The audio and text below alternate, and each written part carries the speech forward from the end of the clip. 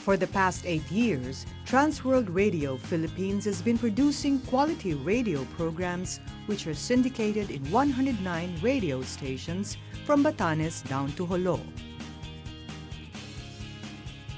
In this highly technological age where every bit of information is readily available at the click of a button, be it through high-band cables or wireless frequencies, the old-fashioned radio still reigns. Katulad po ng driver, habang sila po ay nagmamaneho. Yung mga mangingisda sa laot. Mga tendera sa palengke, mga pasyente sa ospital, at maging yung mga lolo at lola po natin sa ating mga tahanan. Yung mga tao sa bundok. Mga magsasaka. Nakakarinig ng ating mga programa. Mga nanay na habang inihahanda nila yung kanilang mga anak sa pagpasok sa eskwela, nariyan nakikinig sila sa salita ng Diyos. Iba pa rin yung radyo. Napaka-epektibo pa rin ito sa ating kapanahonan ngayon. The message of TWR Philippines is of utmost importance, for the knowledge of Jesus Christ has a direct impact in eternity. It is crucial to speak into the lives of listeners through their heart languages. Hence, TWR programs are produced in Tagalog, Ilocano, Waray, Cebuano, and Hiligaynon. TWR Philippines has also defined its targets into 4 main sections of the population. Maraming issue na kinakaharap ang mga kababaihan ngayon. Project Hana deals with real-life issues bombarding the women of today.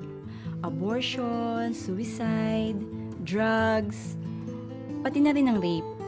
At meron pa yung domestic violence. Sa isang buwan nakakatanggap kami ng humigit kumulang na 500 text messages at doon natin nalalaman na talaga palang kailangan ng mga kababaihan ang tulong. One of its regular listeners is Hilda of Northern Luzon. She's a pretty lady who, in order to survive financially, became the mistress of a local politician. It was only while listening to a TWR radio program did she learn about her wrongdoing. She called for help, counseling, and prayer. It has been 7 years since that time, and Hilda now lives a life free from that bondage of sin and poverty. Sa pamamagitan ng radio program na Ilaw ng Pag-asa, nalalaman ng mga kababaihan na hindi lang pala sila nag-iisa. Marami rin ang dumadaan sa parehong sitwasyon. At iisa lang ang solusyon, si Jesus. Mumunting Kutitap for Kids is a creative program jam-packed with dramatized Bible stories, historical trivia, health tips, and even disaster preparedness. Airing since 2003, Mumunting Kutitap has actually been a major influence in many children's lives. Bernard Griego of Mindoro has been a listener of Mumunting Kutitap since he was in elementary. He continued to be a follower of the program all the way through high school. And today, Bernard has decided to become a full-time pastor.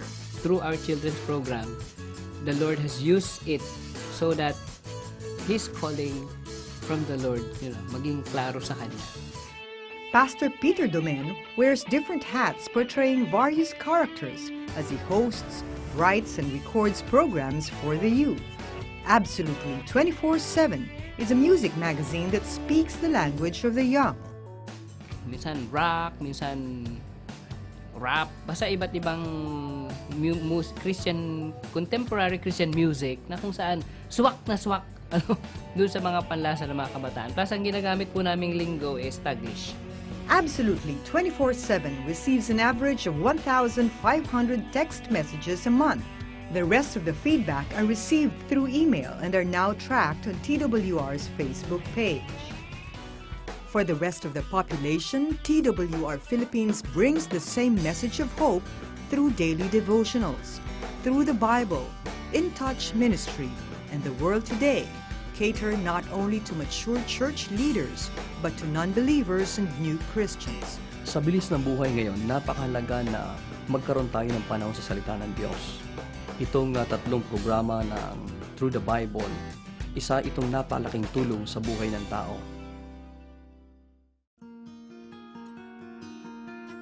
After catching his wife in bed with another man, June Garcia became despondent and ended up living off the streets of Baguio City. It was there where he would listen to TWR radio programs. It became his lifeline. Through those programs, June sought a church and received the healing power of Jesus. Soon he was able to find a job, but his passion for Christ could no longer be contained.